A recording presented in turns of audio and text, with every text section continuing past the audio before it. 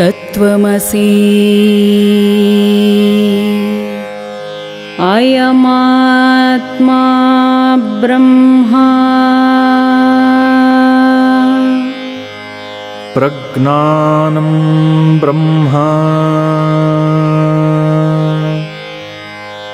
ಅಹಂ ಬ್ರಹ್ಮಾಸ್ಮಿ ಅಹಂ ಬ್ರಹ್ಮಾಸ್ಮಿ.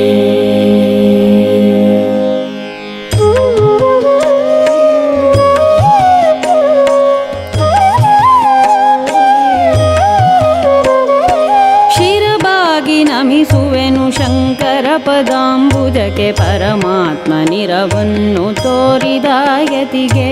ಶಿರಬಾಗಿ ನಮಿಸುವೆನು ಶಂಕರ ಪದಾಂಬುಜಕ್ಕೆ ಪರಮಾತ್ಮ ನಿರವನ್ನು ತೋರಿದ ಯತಿಗೆ. ಧರೆಗಿಳಿದು ಬಂದಂಥ ಶಿವನ ಸ್ವರೂಪರಿಗೆ ಅಧ್ಯಾತ್ಮದರಿವಿತ್ತ ಸದ್ಗುರುವಿಗೆ. ಅಧ್ಯಾತ್ಮದರಿವಿತ್ತ ಸದ್ಗುರುವಿಗೆ ಶ್ರೀ ಶಂಕರಾಚಾರ್ಯ ಗುರುವರಗೆ ನಮನ. ಶ್ರೀ ಶಂಕರಾಚಾರ್ಯ ಗುರುವರಗೆ ನಮನ. ಶ್ರೀ ಶಂಕರಾಚಾರ್ಯ ಗುರುವರಗೆ ನಮನ. ಶ್ರೀ ಶಂಕರಾಚಾರ್ಯ ಗುರುವರಗೆ ನಮನ.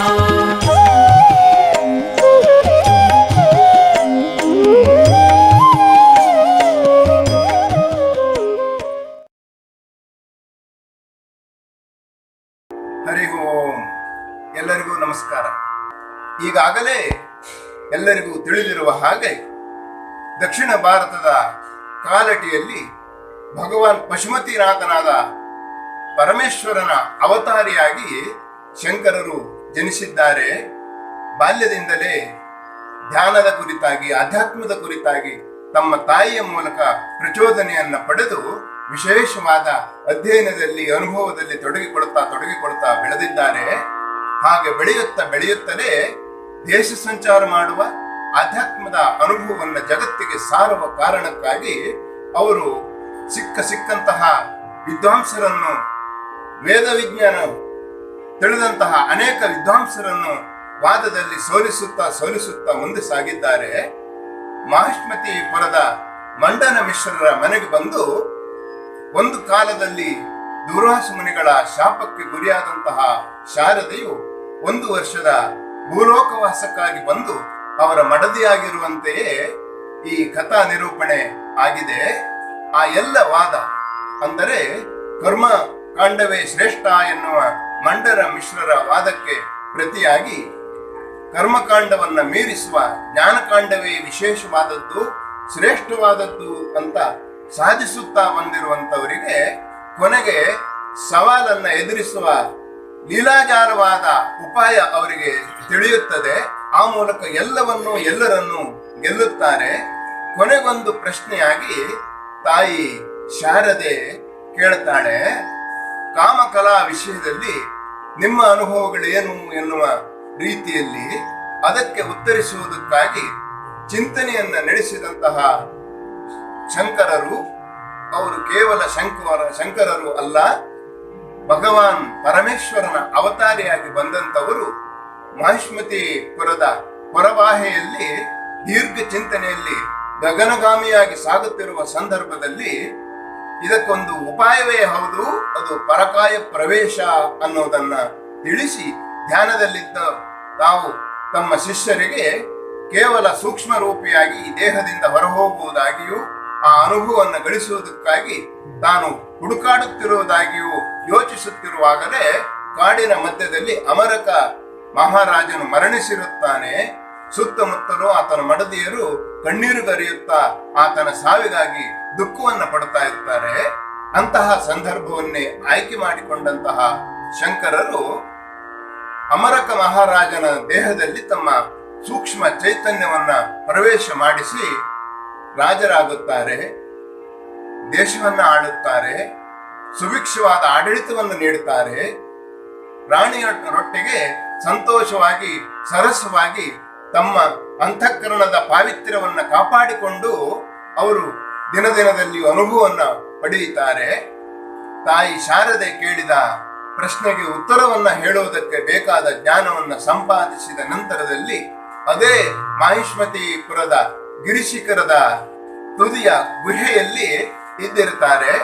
ಆ ಸಂದರ್ಭದಲ್ಲಿ ಅಮರಕ ಮಹಾರಾಜ ಮರಣಿಸಿದ್ದಾನೆ ಅನ್ನುವ ಸುದ್ದಿಯನ್ನ ತಿಳಿದಂತಹ ಅಲ್ಲಿಯ ಮಂತ್ರಿಗಳ ದೂತರು ಸಿಕ್ಕ ಸಿಕ್ಕ ಶವಗಳನ್ನ ದಹಿಸುವುದಕ್ಕೆ ಆರಂಭಿಸುತ್ತಾರೆ. ಆ ಬೆಂಕಿಯೇ ಒಂದು ರೀತಿಯಲ್ಲಿ ಕಾಡ್ಗಿಚ್ಚಾಗಿ ನಭೋಮಂಡಲಕ್ಕೂ ತನ್ನ ಜ್ವಾಲೆಯನ್ನ ವ್ಯಾಪಿಸಿ ಉರಿಯುತ್ತಿರುತ್ತದೆ. ಆ ಸಂದರ್ಭದಲ್ಲಿ ಗುಹೆಯಲ್ಲಿರ್ತಕ್ಕಂತಹ ಶಂಕರರು ಆದಿಗುರುಗಳು ದೈತ್ಯನನ್ನ ಸಂಹರಿಸಿದಂತಹ ಕಂಬದ ಒಳಗಿನಿಂದ ಒಡೆದು ಮೂಡಿದ ನಾರಸಿಂಹನ ಸ್ತೋತ್ರವನ್ನ ಮಾಡ್ತಾರೆ. ಯಾವತ್ತು ನಾರಸಿಂಹನ ಸ್ತೋತ್ರವನ್ನ ಮಾಡ್ತಾ ಇರುವ ಹಾಗೆ ಇಡೀ ಇಡೀ ಪರ್ವತವೇ ದಗದಗಿಸಿ ಉರಿಯುತ್ತಿರುವುದು ನಿಧಾನವಾಗಿ ಉಪಶಮನವಾಗುತ್ತದೆ. ಎಲ್ಲೆಡೆಯೂ ಶಾಂತಿ ಆಗುತ್ತದೆ. ಆಗ ಗುಹೆಯಿಂದ ಸಂತಸದಿಂದ ನಗುನಗುತ್ತಾ ಪ್ರಸನ್ನ ವದನರಾಗಿ ಬರುತ್ತಾ ಇರುವ ಶಂಕರರನ್ನ ಗಮನಿಸಿದಂತಹ ನಭೋಮಂಡಲದಲ್ಲಿ ವಿಶೇಷವನ್ನ ಅನುಭವಿಸ್ತಾ ಇರುವ ನೋಡ್ತಾ ಇರುವ ದೇವಾನು ದೇವತೆಗಳೆಲ್ಲರೂ ಕೂಡ ಸಂತೋಷವನ್ನು ಪಡ್ತಾರೆ. ಯತಿವರೇ ಕಂಡು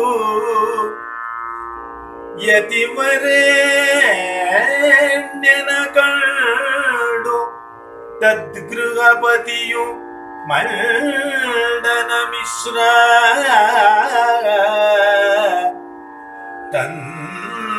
ತನ್ನಯ ಸತಿಯೊಡನೆ ನಡೆದಂದು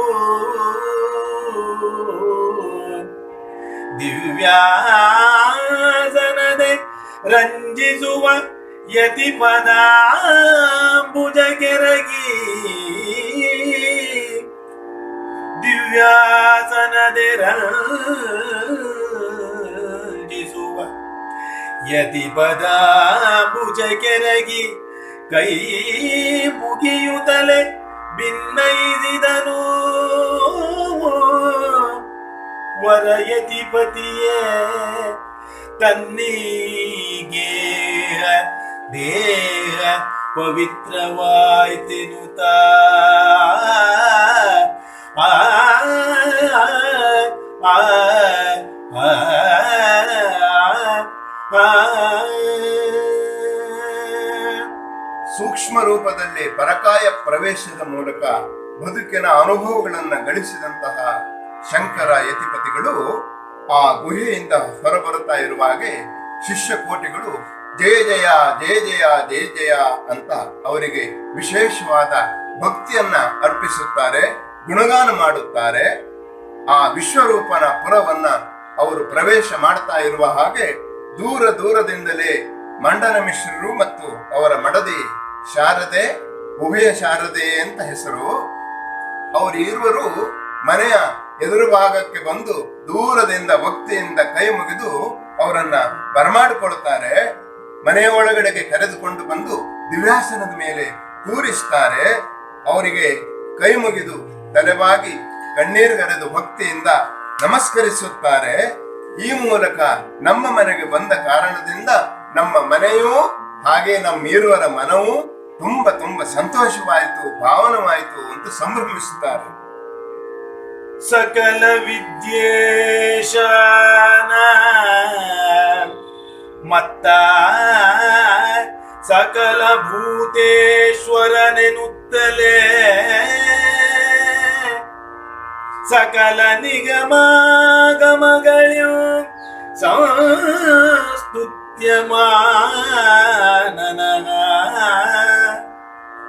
ಸಕಲ ಲೋಕಾಧೀಶ್ವರೇಶ್ವರ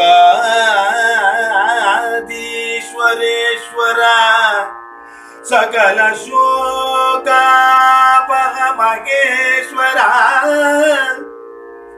ಸಕಲ ಲೋಕಾಧ್ಯಕ್ಷ ಶಿವ ನೀನು ಸಕಲ ಲೋಕಾಧ್ಯಕ್ಷ ಶಿವ ನೀನು ಎಂದಳವಾಣಿ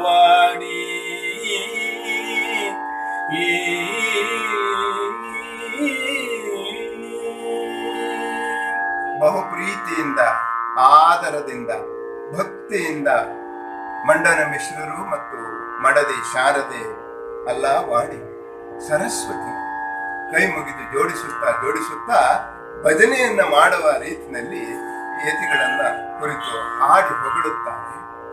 ಸಕಲ ವಿದ್ಯೆಗಳಿಗೂ ನೀನು ಈಶನಾಗಿ ಮೆರೆಯುವವನು, ಸಕಲ ಜೀವ ಪ್ರಾಣಿಗಳಿಗೂ ಚೇತನ ಸ್ವರೂಪಿಯಾಗಿರುವವನು, ಸಕಲ ವೇದಾಂತಗಳಿಗೂ ಟೀಕೆಯನ್ನು ಭಾಷ್ಯವನ್ನು ಬರೆಯಬಹುದಾದ ಅದನ್ನು ವಿವಿಧ ರೀತಿಯಲ್ಲಿ ವಿಶ್ಲೇಷಿಸುವಂತಹ ಹಾಗೆ ಎಲ್ಲರೂ ಒಪ್ಪುವಂತಹ ಜ್ಞಾನವನ್ನು ಸಂಪಾದಿಸುವಂತಹ ಸಕಲ ಲೋಕಾಧೀಶ್ವರ.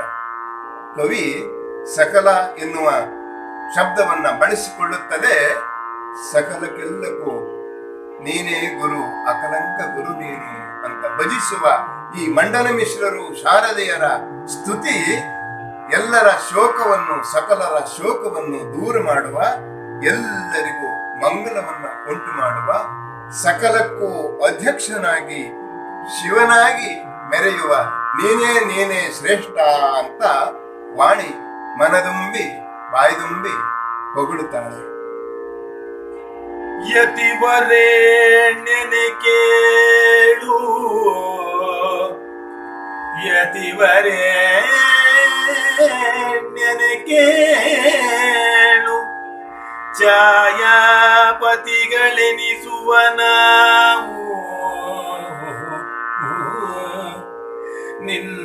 ನಿನ್ನೊಡನೆ ಅತಿಶಯದಿ ವಾದಿಸುತ್ತ ಪಡೆದೆವು ನೆರೆ ಪರಾಜಯವ.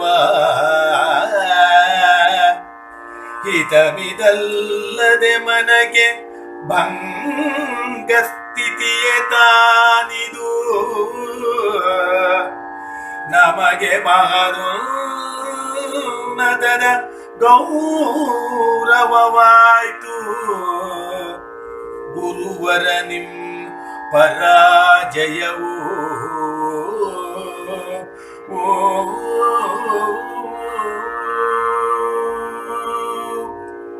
ಭಕ್ತಿಯಿಂದ ಶಾರದೆ ಶಂಕರ ಯತಿಗಳನ್ನ ಆಡಿ ಹೊಗಳಿದರೆ ಈವರೆಗೆ ಕರ್ಮಕಾಂಡವೇ ಶ್ರೇಷ್ಠ ಅಂತ ತಮ್ಮ ಅಗಾಧ ವಿದ್ವತ್ತನ್ನ ವಾದದ ಮೂಲಕ ಶಂಕರರ ಎದುರುಗಡೆಗೆ ವಾದಿಸಿದಂತಹ ಗೆಲ್ಲಬಹುದು ಅನ್ನುವ ನಿರೀಕ್ಷೆಯನ್ನ ಅಪೇಕ್ಷೆಯನ್ನ ಇಟ್ಟುಕೊಂಡು ಕೊನೆಗೆ ಜ್ಞಾನದ ಎದುರುಗಡೆಯಲ್ಲಿ ಜ್ಞಾನಕಾಂಡದ ಎದುರುಗಡೆಯಲ್ಲಿ ಕರ್ಮಕಾಂಡ ಅಲ್ಲ ಅನ್ನುವುದನ್ನ ತೋರಿಸಿಕೊಟ್ಟಂತಹ ಶಂಕರರ ಎದುರುಗಡೆಗೆ ಯತಿವರೆಣ್ಯನೆ ಕೇಳು, ನಾವೆಲ್ಲ ಛಾಯಾಪತಿಗಳು ಅಂದರೆ ನೆರಳುಗಳು ನಾವು.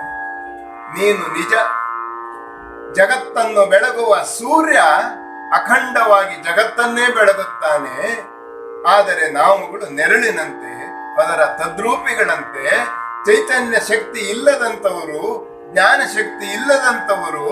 ಹಾಗಾಗಿ ನಮ್ಮನ್ನೂ ಲೋಕದಲ್ಲಿ ಪತಿಗಳು ಅಂತ ಹೇಳುತ್ತಾರೆ. ನಿಮ್ಮ ಎದುರುಗಡೆಗೆ ನಾವು ನೆರಳು, ಪತಿಯ ನೆರಳು. ನೀನು ಪತಿ, ನಿಮ್ಮ ನೆರಳುಗಳಾಗಿ ನಿಮ್ಮನ್ನು ಅನುಸರಿಸುತ್ತಲೇ ನೀವು ಎಲ್ಲಿ ಸಾಗುತ್ತೀರಿ ಅಲ್ಲಿ ನೀವು ಏನು ಹೇಳ್ತೀರಿ ಅದನ್ನ ಒಪ್ಪಿಕೊಂಡು ನಿಮ್ಮನ್ನೇ ನಡೆಯಾಗಿ ಆದರ್ಶವಾಗಿ ಮಾದರಿಯಾಗಿ ಸ್ವೀಕರಿಸಿಕೊಂಡು ಹೋಗ್ತಾ ಇರ್ತಕ್ಕಂತಹ ನೆರಳಿನಂತೆ ನಾವು ಈವರೆಗೂ ಎಲ್ಲೋ ಒಂದು ರೀತಿಯಲ್ಲಿ ಅಪರಾಧ ಪ್ರಜ್ಞೆ ಕಾಡ್ತಾ ಇದೆ ಗುರುಗಳೇ. ನಿಮ್ಮ ಎದುರುಗಡೆಗೆ ನಾವೇ ಗೆಲ್ಲುತ್ತೇವೆ, ನಾನೇ ಗೆಲ್ಲುತ್ತೇನೆ ಎಂಬ ಅಹಂಕಾರದಿಂದ ವಾದಿಸಿ ಬಿಟ್ಟೆವು. ಇಲ್ಲ, ಕೊನೆಗೆ ಸೋಲೊಪ್ಪಿಕೊಳ್ಳಬೇಕಾಯಿತು. ಆದರೆ ಅದು ಮುಜುಗರಕ್ಕೋ ಸಂಕಟಕ್ಕೋ ನೋವಿಗೋ ಕಾರಣ ಆಗಲಿಲ್ಲ ಗುರುಗಳೇ. ನಿಜಕ್ಕೂ ಈ ಸೋಲು ಎನ್ನುವುದು ನಿಮ್ಮಂತಹ ಶ್ರೇಷ್ಠ ಸದ್ಗುರುಗಳ ಎದುರುಗಡೆಗೆ ಸೋಲು ನಮಗೆ ಗೌರವವನ್ನು ತಂದುಕೊಡುತ್ತದೆ ಈ ಭೂಲೋಕದಲ್ಲಿ. ಹಾಗಾಗಿ ನಿಮ್ಮೆದುರಿಗಿನ ಸೋಲನ್ನು ಅಭಿಮಾನದಿಂದ ಹೆಮ್ಮೆಯಿಂದ ನಾವು ಹೇಳಿಕೊಡ್ತೇವೆ. ಇದು ಪರಾಜಯ ಅಲ್ಲ, ಅದು ನಮಗೆ ಅದು ಜಯವೇ ಹೌದು ಅನ್ನುವ ತೃಪ್ತಿ ಧನ್ಯತೆ ನಮಗಿದೆ ಅಂತ ಮಂಡನ ಮಿಶ್ರರು ತಮ್ಮ ಅಂತರಂಗದ ಅಂತಃಕರಣವನ್ನು ಅವರ ಎದುರುಗಡೆಗೆ ತೋಡಿಕೊಡ್ತಾರೆ. ಮುನಿವರನ ಶಾಪದಲ್ಲಿ ಧರೆಯೊಳ್ ಜನಿಸಿದ್ಯನಗೆ ವಿಶಾಪ ಕೇಳೈ. ಮುನಿವರನ ಶಾಪದಲ್ಲಿ ದರೆಯುಳ್ ಜನಿಸಿದ್ಯನಗೆ ವಿಶಾಪ ಕೇಳೈ ಘನ ಮಹಿಮ ನಿನ್ನಿಂದಲೇ ಒದಗಿತು ನಾಂ ಕೃತಾರ್ಥಯಲೇ ಅನುಗಮಿಪೆನ್ನಾನ್ ಎನ್ನ ನಿಲಯಕ್ಕೆನುತಲೇ ಅನುಗಮಿಪೆನ್ನಾನ್ ಎನ್ನ ನಿಲಯಕ್ಕೆನುತಲೇ ಅಂತರ್ಧಾನೆಯಾದಳುವಿನುದೇ ಶಾರದೆಯಾಗ ಸಭ್ಯರ ನೆರವಿ ಬೆರಗಾಗೆ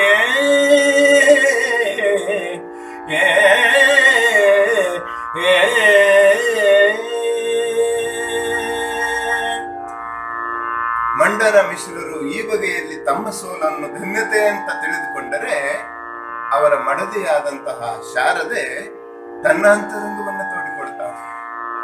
ಒಂದು ಕಾಲದಲ್ಲಿ ದೂರಾಸುರ ಶಾಪಕ್ಕೆ ಗುರಿಯಾಗಿ 1 ವರ್ಷ ಭೂಲೋಕದಲ್ಲಿ ಇರಬೇಕಾದಂತಹ ಪರಿಸ್ಥಿತಿ ನನಗೆ ಒದಗಿತ್ತು. ಆದರೆ ನಿಮ್ಮ ಎದುರುಗಡೆಯ ವಾದದ ಮೂಲಕ ಶಾಪವು ವಿಶಾಪವಾಗಿ ತನಗೆ ಬಿಡುಗಡೆಯನ್ನು ತಂದುಕೊಟ್ಟ ಹಾಗೆ ಆಯಿತು. ನಿಜಕ್ಕೂ ನಿಜಕ್ಕೂ ನೀವು ಘನಮಹಿಮರೇ ಹೌದು. ಆ ಮೂಲಕ ನಾನು ಕೃತಾರ್ಥಳಾಗಿದ್ದೇನೆ. ಹಾಗಾಗಿ ಇನ್ನು ನಾನು ನನ್ನ ನಿಜ ನೆಲೆಯ, ನಾನು ಯಾವತ್ತೂ ಇರಬೇಕಾದಂತಹ ಸತ್ಯಲೋಕದ ಬ್ರಹ್ಮನೊಟ್ಟಿಗೆ ಇರಬೇಕಾದಂತಹದ್ದು ನನ್ನ ಕರ್ತವ್ಯವಾಗಿದೆ.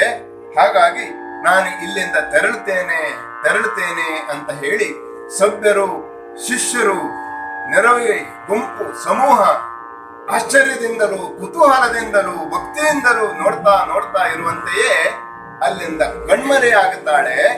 ಆ ಮೂಲಕ ಆಕೆಯ ಬದುಕೊಂದು ಸಾರ್ಥಕದ ಕ್ಷಣವಾಗುತ್ತದೆ. ಹೇಗೆ ಬಾಳೆಯ ಮರವೊಂದು ತನ್ನ ಕೊನೆಯ ಮೂಲಕ ತನ್ನ ಬದುಕಿನ ಸಾರ್ಥಕತೆಯ ಫಲವನ್ನ ಜಗತ್ತಿಗೆ ನೀಡಿ ತಲೆಬಾಗಿ ಭೂಮಿಗೆ ಒರಗುವ ಹಾಗೆ ಶಾರದೆ ತನ್ನ ಕರ್ತವ್ಯವನ್ನ ಪೂರೈಸಿದ್ದಾಳೆ. ಅಂತೆಯೇ ತನ್ನ ಶಾಪವನ್ನ ಪೂರೈಸಿಕೊಂಡಿದ್ದಾಳೆ. ನಿಜ ಮುಂದಿನ ಕರ್ತವ್ಯಕ್ಕಾಗಿ ಅಲ್ಲಿಂದ ಮರೆಯಾಗ್ತಾ ಇದ್ದಾಳೆ. ಬಂಗಪಾರದ ತೆರದಿ ವರಧರ್ಮಗಳನ್ನು ನೆರೆ ಪೊರೆಯಲೋ ಸುಗ ಬಂಗಪಾರದ ತೆರದಿ ವರಧರ್ಮಗಳನ್ನು ನೆರೆ ಪೊರೆಯಲೋ ಸುಗ ಶೃಂಗಗಿರಿ ಮೊದಲಾದ ಸುಕ್ಷೇತ್ರಗಳಲ್ಲಿ ನಾನು ವಿಂಗಡದಳಾಮ್ನಯ ವರಪೀಠಗಳನ್ನು ವಿರಚಿಪೆನು. ನೀನು ಉತ್ತುಂಗ ಕರುಣದಲ್ಲಿ ನಿಲ್ಲುವುದು, ನೀನು ಉತ್ತುಂಗ ಕರುಣದಲ್ಲಿ ನಿಲ್ಲುವುದು ಶಾರದಾಖ್ಯೆಯಲಿ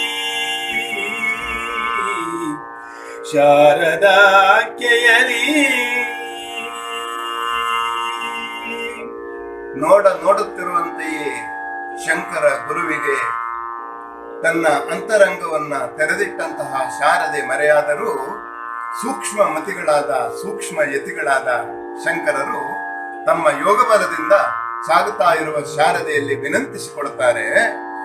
ನೀನು ಈ ಲೋಕದಲ್ಲಿ ಧರ್ಮಕ್ಕೆ ಭಂಗಬಾರದ ಹಾಗೆ ಕೊರೆಯಬೇಕಾದಂತಹ ಕೃಪೆಯನ್ನ ತೋರಬೇಕು.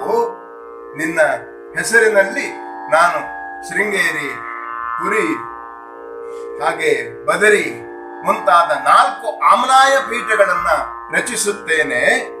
ಆ ಆಮ್ನಾಯ ಪೀಠಗಳ ಸಾಕ್ಷಾತ್ ದೈವವಾಗಿ ನೀನು ಅಲ್ಲಿ ನೆಲೆ ನಿಂತು ಶಾರದೆಯ ಹೆಸರಿನಿಂದ ಲೋಕದ ಭಕ್ತರ ಅಭಿಪ್ಸೆಯನ್ನ ಪೂರೈಸುತ್ತಾ ಮಂಗಳವನ್ನ ಉಂಟು ಮಾಡಬೇಕು, ಧರ್ಮವನ್ನ ಉಳಿಸಬೇಕು, ಅದು ಉತ್ತುಂಗ ಕರುಣವಾಗಬೇಕು, ನಿನ್ನದ್ದು ಶ್ರೇಷ್ಠ ಕರುಣೆ ಆಗಬೇಕು. ಯಾರು ಆರ್ತರು ಬರುತ್ತಾರೋ, ಯಾರು ಅಸಹಾಯಕರು ಬರುತ್ತಾರೋ ಅವರಿಗೆ ರಕ್ಷಣೆಯನ್ನ ಕೊಡುವ, ಭರವಸೆಯನ್ನ ಕೊಡುವ, ಧೈರ್ಯವನ್ನ ಕೊಡುವ ಕೃಪೆಯನ್ನ ಮಾಡು ತಾಯಿ ಅಂತ ಶಾರದೆಯಲ್ಲಿ ಕೈ ನೀಡಿ ಬೇಡಿಕೊಳ್ತಾರೆ. ಬಳಿಕ ಮಂಡನ ಮಿಶ್ರ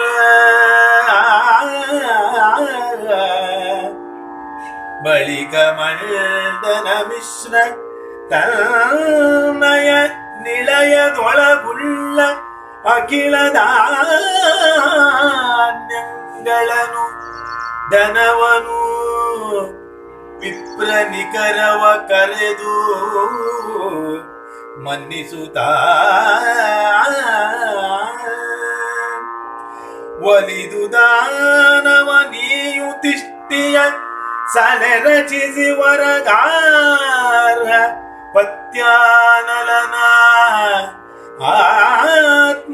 ಆತ್ಮಾರೋಪಣೆಯ ಎಸಗಿದನು ಭಕ್ತಿಯಲಿ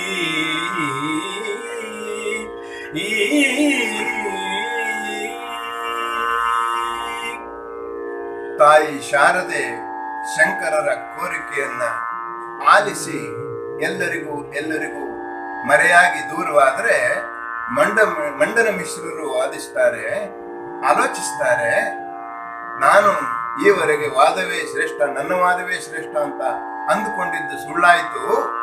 ಇನ್ನು ನನಗೆ ಶಂಕರರ ಮಾರ್ಗವೇ ಸರಿ ಅಂತ ನಿರ್ಧರಿಸಿದವರು ಈವರೆಗೆ ಸಂಪಾದಿಸಿದಂತಹ ಮನೆಯಲ್ಲಿ ಇರಬಹುದಾದ ಧನಧಾನ್ಯ ದವಸ ಸಂಪತ್ತುಗಳನ್ನು ಕರೆದು ಸತ್ಪಾತ್ರರಿಗೆಲ್ಲರಿಗೂ ಸಂತೋಷದಿಂದ ದಾನ ಮಾಡ್ತಾರೆ, ಸಂತೋಷದಿಂದ ಅವರನ್ನು ಮಾತನಾಡಿಸ್ತಾರೆ, ಪ್ರೀತಿಯಿಂದ ಅವರೆಲ್ಲರಿಗೂ ಅವರವರ ಇಷ್ಟದ ವಿಷಯಗಳನ್ನ ಅವರು ನೀಡ್ತಾರೆ. ಪಂಚಾಗ್ನಿಗಳು ಉರಿತಾ ಇರಬೇಕು ಅನ್ನುವ ಹಾಗೆ ಕಾರ್ಯಪಥ್ಯದಲ್ಲಿ ಇರ್ತಕ್ಕಂತಹ ಅಗ್ನಿ ಅದು ಕೇವಲ ಉರಿಯುವ ಅಗ್ನಿ ಆಗದೆ ಆತ್ಮಾರೋಪಣ ಅನ್ನುವ ಪದವನ್ನ ಕವಿ ಬೆಳೆಸ್ತಾನೆ.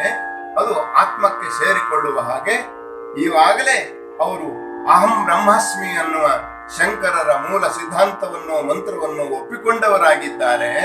ಹಾಗಾಗಿ ಪಂಚಭೂತಗಳಲ್ಲಿ ಶರೀರ ಲೀನವಾದ ಹಾಗೆ ಶ್ರೇಷ್ಠವಾದ ಉರಿಯುತ್ತಿರುವ ಚೈತನ್ಯ ಸ್ವರೂಪಿಯಾದ ತೇಜೋಮಯವಾದಂತಹ ಅಗ್ನಿಯಲ್ಲಿ ಒಂದು ರೀತಿಯ ಆತ್ಮದ ಆರೋಪಣೆ ಆಯಿತು ಅನ್ನೋದ್ರ ಮೂಲಕ ಮುಂದಿನ ಶಿಷ್ಯ ಪರಂಪರೆಗೆ ಅವರ ಆಶೀರ್ವಾದ ಉಂಟಾಗುತ್ತದೆ ಅನ್ನುವುದು ಸತ್ಯವಾಗುತ್ತದೆ. ಅದು ಸಂತೋಷವೂ ಕೂಡ ಆಯಿತು. ಭಕ್ತಿಯಿಂದ ಅವರು ಆ ಎಲ್ಲವನ್ನ ನಿರ್ವಹಿಸಿದರು. ಸುರುಚಿರದ ತುರ್ಯಾಶ್ರಮಾಂಗೀಕರಣ ವಿಧಿಪೂರ್ವಕದೀ ವಿದ್ವದ್ವರನು ವಿರಚಿಸಿ ಸಕಲ ಕರ್ಮವನಾಗ ಗುರುವರಗೆ ಎರಗಿ ನಿಲ್ಲಲು ಬಳಿಕ ಕರುಣಾಕರನು ವರತತ್ವಮಸಿ ವಾಕ್ಯವ ವರೆದನಂದ ವಿಶ್ವರೂಪನ ಬಲದ ಕಿವಿಯೊಳಗೆ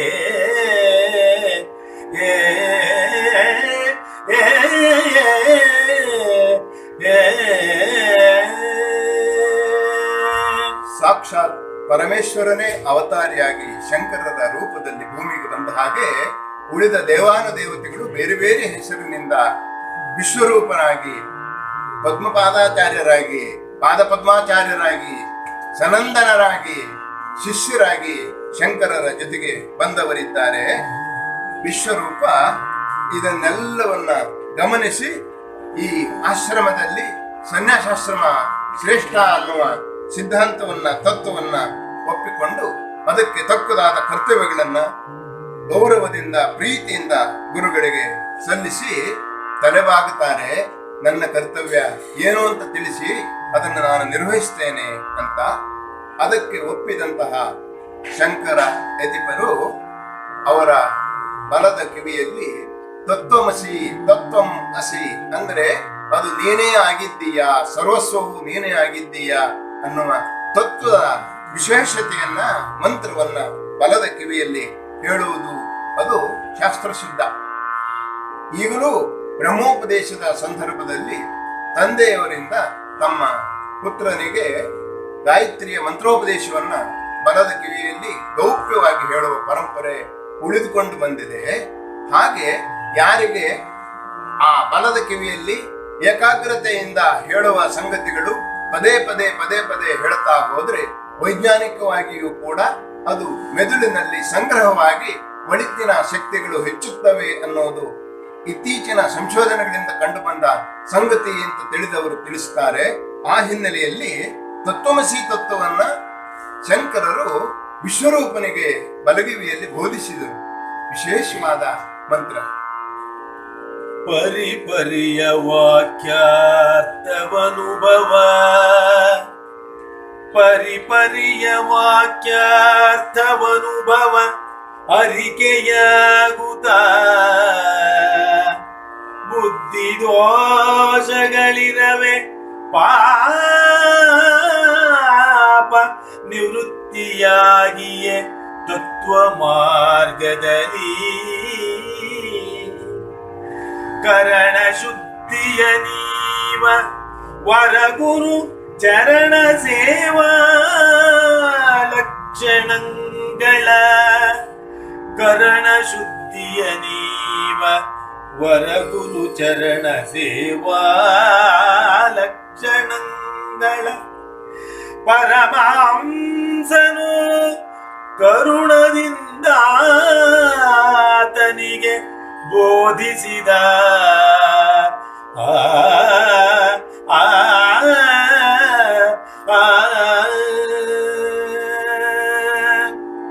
ಶಂಕರ ಯತಿಪರು ತಾವು ಗಳಿಸಿದಂತಹ ಅಧ್ಯಾತ್ಮದ ಜ್ಞಾನವನ್ನ ಶಿಷ್ಯರಿಗೆ ಬೋಧಿಸುತ್ತಾರೆ.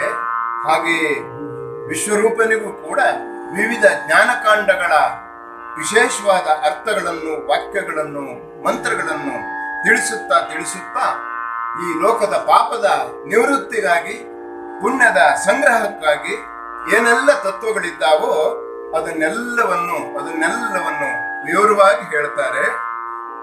ಹಾಗೆ ತಮ್ಮ ಶಿಷ್ಯರು ಭಗವಂತನ ಸೇವೆ, ಗುರುಗಳ ಸೇವೆ ಅಂತ ಅವರ ಪಾದಮೂಲದಲ್ಲಿ ಇದ್ದರೆ ಪರಮಹಂಸನಾಗಿ ಪ್ರೀತಿಯ ಕರುಣೆಯಿಂದ ಎಲ್ಲರಿಗೂ ಆ ಆಧ್ಯಾತ್ಮದ ಸತ್ವವನ್ನ, ಶಕ್ತಿಯನ್ನ ಬೋಧಿಸ್ತಾರೆ.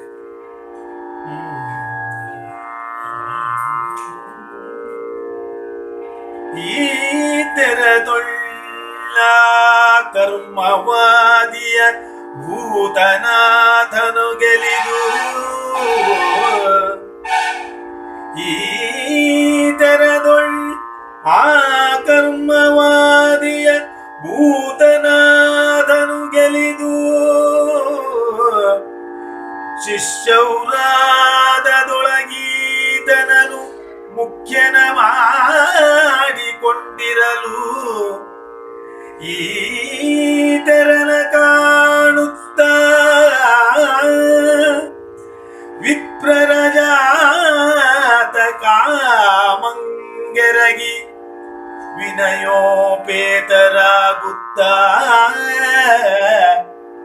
ಯತಿಯ ಸೇವಿಸುತ್ತಿದ್ದರು ಅನವರತ.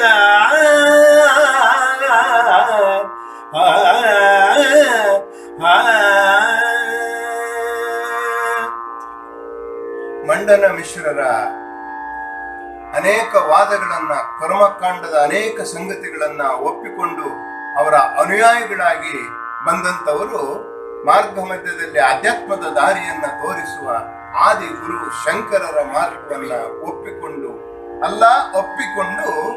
ಅವರ ಶಿಷ್ಯರಾಗಿ ಜೊತೆಯಲ್ಲಿ ಸಾಗುತ್ತಾ ಬರ್ತಾರೆ. ಹಾಗೆ ಬಂದಂತವರನ್ನು ಸನಂದನನನ್ನು ಮೊದಲ ಶಿಷ್ಯರಾಗಿ ಸುರೇಶ್ವರಾಚಾರ್ಯ ಎಂಬ ಹೆಸರಿನಿಂದ ಅವರು ನೇಮಿಸುತ್ತಾರೆ.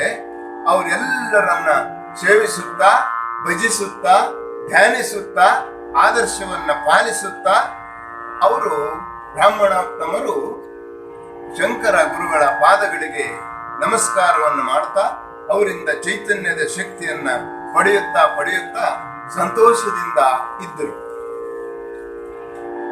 ಇಂತು ರೇವಾ ನದಿಯ ತೀರದೆ ನಿಂತು ಇಂತು ರೇವಾ ನದಿಯ ತೀರದೆ ನಿಂತು ಸಂಭ್ರಮದಿಂದ ಶಿಷ್ಯರ ಸಂತತಿಗೆ ತತ್ವಾರ್ಥ ವಿವರವನುಲಿದು ಬೋಧಿಸುತ್ತ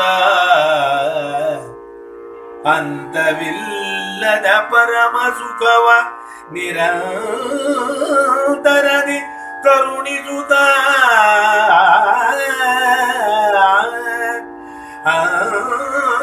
ಅಂತವಿಲ್ಲದ ಪರಮ ಸುಖವ ನಿರಂತರದಿ ಕರುಣಿಸುತ್ತ ವರವೇದಾಂತನ್ನಿರುತಿರ್ದನ್ ಆ ಶ್ರೀಕಂಠಯತಿವರನು ಆ ಶ್ರೀಕಂಠ ಯತಿವರನು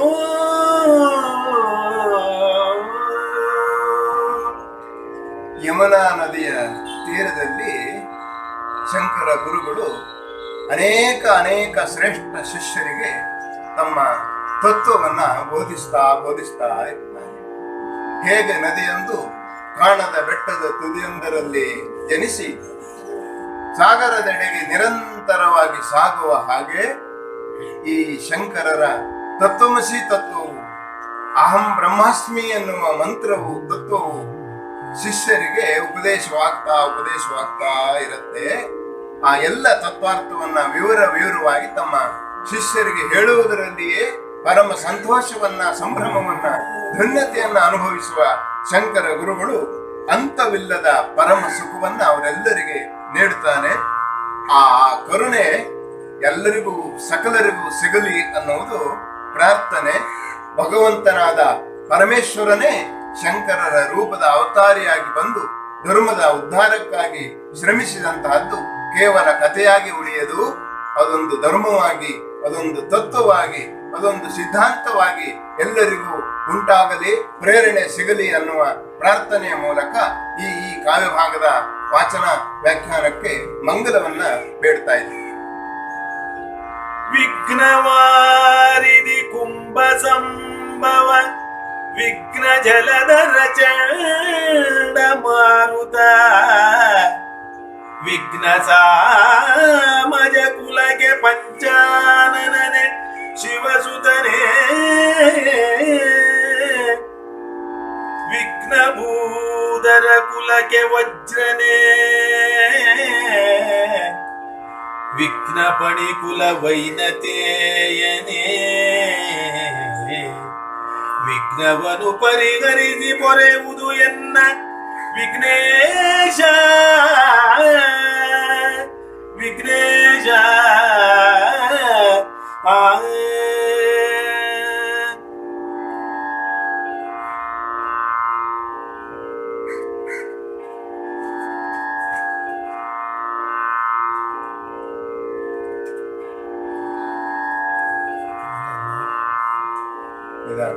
ನಿಧಾನ ಕೈಕಾಲ ಬರಬೇಕು.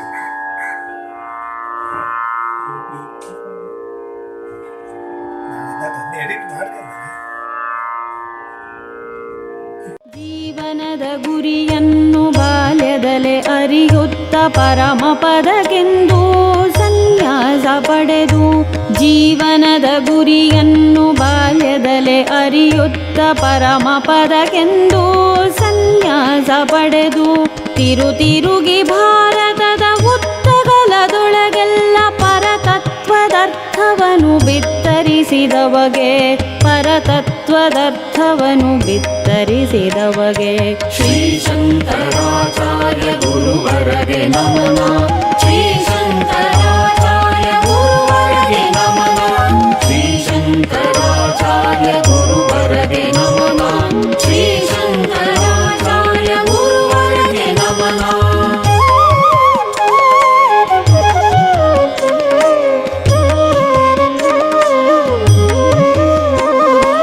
ಅನುಭವಿಯು ನೀ ನಡೆದ ಹಾದಿಯೊಳಗಡಿ ಇಡುವ ಮನವೆನಗೆ ಕೊಡಿರೆನುತ ಬೇಡುವೆನು ಗುರು.